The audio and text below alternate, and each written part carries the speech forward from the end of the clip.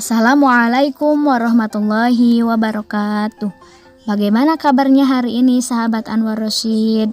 Bagaimana kabarnya juga kelas TPA Al-Ibtidai? Semoga kita semua senantiasa sehat walafiat. Amin ya Allah ya Rabbal Alamin. Alhamdulillah, pada kesempatan kali ini kita akan melanjutkan materi fikih ibadah, yaitu tentang sholat Idul Fitri.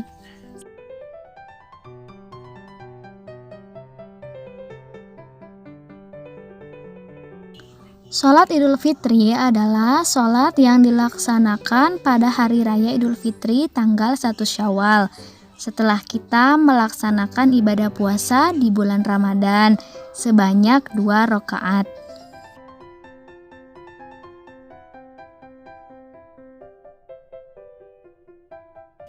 Semua orang Islam dianjurkan untuk melaksanakan sholat Idul Fitri ini, baik laki-laki maupun perempuan, baik tua maupun muda, bahkan perempuan yang haid pun dianjurkan untuk ikut dan mendengarkan khutbah.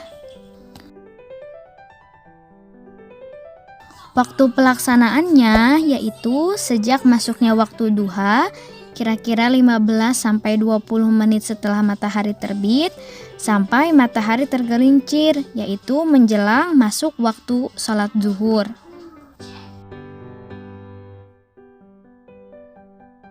Tempatnya di mana? Tempatnya dianjurkan di tempat yang luas seperti lapangan.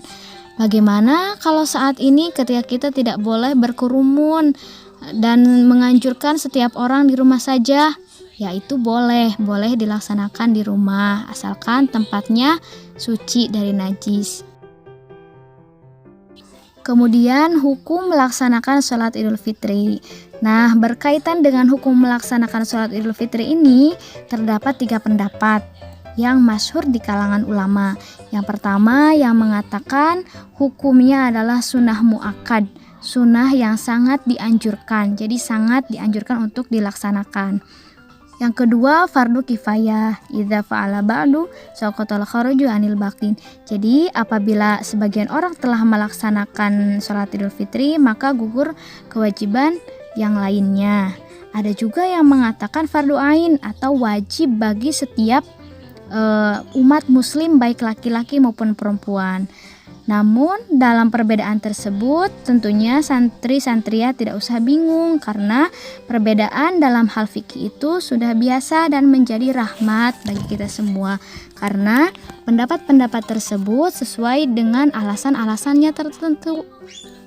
Akan tetapi menurut mayoritas ulama atau kebanyakan ulama mengatakan bahwa hukum melaksanakan sholat Idul Fitri adalah sunnah muakkad, sunnah yang sangat dianjurkan.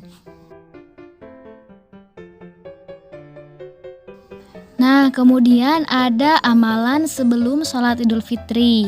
Di antara amalan-amalan yang baik yang dilaksanakan sebelum kita sholat Idul Fitri, yang pertama membersihkan diri dari kotoran seperti mandi, memotong kuku, gosok gigi, dan lain sebagainya. Yang kedua, memakai pakaian terbaik dan wangi-wangian. Bukan berarti harus baru, tapi yang terbaik, yang kalian nyaman, yang sopan, dan yang bersih tentunya. Dan memakai wangi-wangian tadi, namun tidak berlebihan. Yang ketiga, makan sebelum berangkat ke tempat sholat Idul Fitri. Ada juga hadis yang mengatakan makan beberapa butir kurma sejumlah bilangan ganjil kalau kalian punya kurma, 3, 5, dan lain sebagainya, dan seterusnya.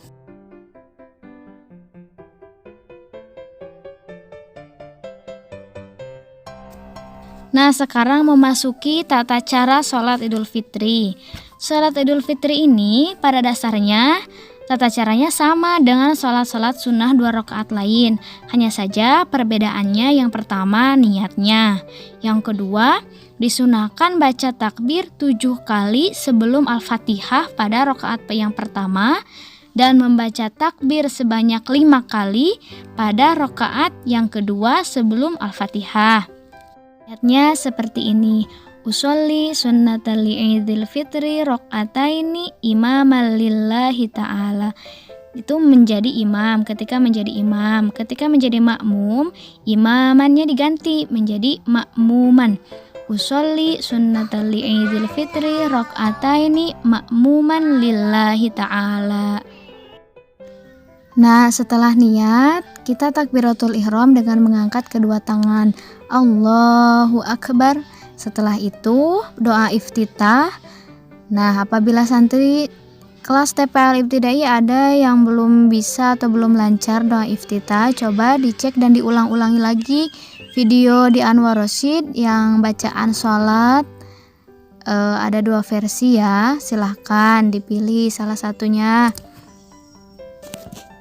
Setelah membaca doa iftitah, kita mengucap takbir yang 7 kali, tapi satu-satu. Allahu Akbar, kemudian diselingi dengan zikir. Bacaan zikirnya seperti ini: Subhanallah walhamdulillah wala ilaha illallah wallahu akbar. Kemudian takbir lagi, zikir lagi, takbir lagi, terus seperti itu sebanyak 7 kali. Setelah takbir 7 kali, kita membaca surat Al-Fatihah. Al-Fatihah ini wajib ya, baik bagi imam maupun makmum. Kemudian setelah surat Al-Fatihah, membaca surat pendek atau surat yang dikuasai. Namun ada surat yang disunahkan Rasulullah dalam sebuah hadis, yaitu pada rakaat pertama surat Al-A'la dan pada rakaat kedua surat Al-Ghasyiyah. Itu berdasarkan riwayat Nu'man bin Bashir. Ada juga surat Qaf di rakaat pertama dan surat Al-Qamar pada rakaat kedua. Itu menurut riwayat Abu Waqi Al-Lais. Setelah itu ruku, i'tidal, sujud, duduk di antara 2 sujud, itu tidak ada perbedaan lagi. Namun tadi di rakaat kedua 5 kali takbir. Oke, demikian penjelasan tentang sholat Idul Fitri yang dapat Ustazah sampaikan pada kesempatan kali ini. Namun bukan berarti pembahasannya habis sampai sini ya. Santri-santri ya bisa membaca lebih dalam atau mencari tahu tentang sholat Idul Fitri ini dengan mengkaji lagi, dengan membaca, dengan bertanya. Seperti itu. Oke, apabila ada yang ingin ditanyakan, silahkan tulis di kolom komentar atau di grup ya. Assalamualaikum warahmatullahi wabarakatuh.